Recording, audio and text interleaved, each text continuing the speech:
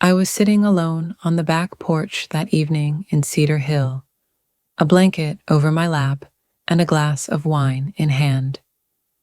Twilight settled softly across the yard, casting a glow that made everything feel a little more fragile. It had been 5 years since Daniel passed, but time hadn't dulled his absence. Some days it still hit like a wave. Other days it felt like he'd been a dream, someone my heart remembered but my hands could no longer reach. His old mug sat in the cabinet. His flannel was still tossed over the armchair. Even the dent in the kitchen wall from his failed shelf project remained. I didn't keep these things as shrines. They just stayed, quiet echoes of a love that hadn't disappeared, only changed shape. When Daniel's younger brother, Alex, started visiting more over the past year, I told myself I welcomed it for the company, for the help, for the familiarity. But deep down, I knew it was something else, something I hadn't dared name. That night, he let himself in through the back gate. "You out here, Lydia?" he called. "Right where I always am," I answered with a smile. He walked over carrying a 6-pack of beer, his energy calm and easy. Daniel had always been the spark. Alex was the ember, gentle, steady. We sat in silence, letting the night speak for us. "I was thinking about him today," he said after a while. "Daniel?" He nodded. "It just hit me, out of nowhere." "All the time," I whispered. We laughed over Daniel's terrible dishwashing hum. For a moment, grief didn't feel as heavy. Then Alex reached over and brushed my hand. Just a gentle touch, hesitant. I didn't pull away. When he began to, I placed my hand over his. "Don't be sorry," I said softly. The silence that followed didn't need words. It held memory, comfort, and something new. The next morning, I stood in my kitchen with a fresh cup of coffee, thinking not just about Daniel, but about Alex, about how his hand had felt, gentle, cautious, like he knew I was still healing. Later, he came by again, this time with chicken salad from that deli downtown and a peach tart in hand.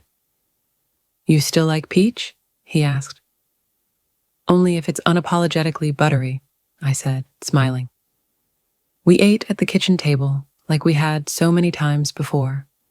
We spoke about the weather, shared stories about Daniel, and laughed quietly over silly memories. When he asked how I really was, I surprised myself by answering honestly, "I think I'm okay, better than most days." "You don't have to pretend with me," he said, and I believed him. His hand rested near mine again, not touching, just there, and I let it be. Over the next few weeks, Alex became a part of my days. He'd stop by with groceries or books. We'd sit on the porch swing, share meals, or slow dance in the kitchen when the radio played something soft. He never tried to fill Daniel's space. He simply made room beside it. One cool evening, under a shared blanket, I admitted, "Sometimes I feel guilty." He looked over. "About us?" I nodded. "I loved your brother. And sometimes I wonder if feeling this now, if it makes that love less true." "You're not replacing him, Lydia. No one ever could," he said gently. "Letting yourself feel again. That's not betrayal. That's healing." That night, he kissed me. It wasn't rushed or intense. It was patient. Like an open door neither of us had expected, but both of us needed. In the days that followed, something shifted inside me. The grief was still there, but it no longer hollowed me out. Alex wasn't a new beginning. He was a continuation, not a replacement, but a softer rhythm of love. One morning, he confessed, "I'm scared. I don't want to dishonor Daniel. I don't want to hurt you." "You're not stepping on his memory," I told him. You're showing up where love left its space. And that's exactly what he did. He showed up with kindness, with care, with a quiet presence that reminded me I was still here, still capable of being seen, held, and loved. We didn't rush.